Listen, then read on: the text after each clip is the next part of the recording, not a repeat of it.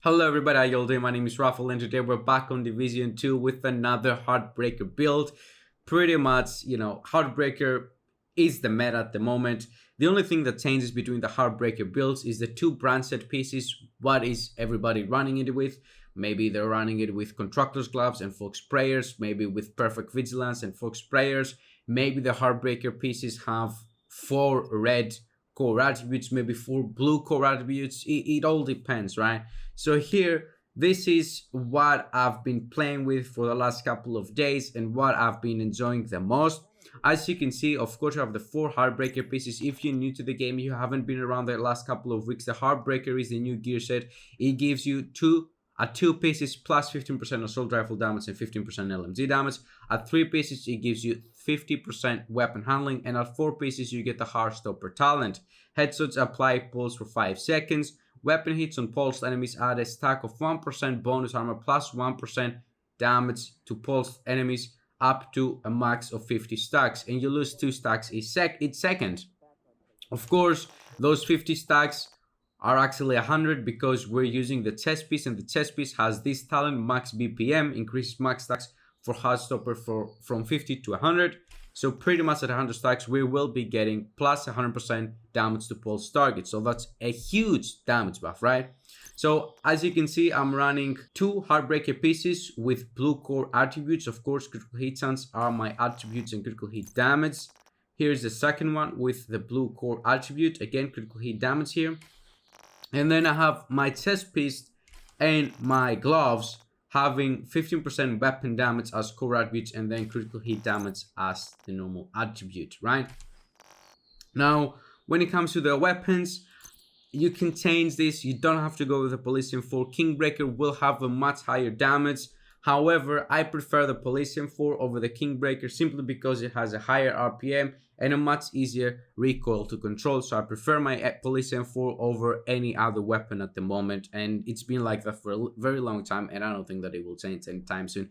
But of course, have a damage targets out of cover attribute, and the talent Flatline amplifies weapon damage by 15% to pulsed enemies. After 3 kills, applies pulse to the next enemy you hit. If you go with the Kingbreaker, let me find it, that's over here, you're gonna have the perfect Flatline, which will give you 5% more amplified weapon damage to pulsed enemies, and it also has about 30k more base damage. So the Kingbreaker will be hitting a lot harder than you're gonna see later on the gameplay than my Police M4. Of course, you can also go with Dare. This is the LMG. I talked about it in my other Heartbreaker build. It's one of my favorite weapons, but I get that a lot of people prefer ARs over LMGs. However, even if you use Dare with this build that I'm showing you right now, you're gonna have great results. Moving on to the stats, we have almost 50% critical hit chance and 100% critical hit damage. I think it's fine. I don't want to go over 50 because if I use this build in countdown, most likely somebody will be running Coyote's Mask and I will be wasting critical hit chance. Knee pads, of course, the Fox Sprayers, those will never change. In 9 out of 10 in my videos, you will see me running these simply because they are best in slot, especially for builds that you want weapon damage. And last, we have the Gift Backpack.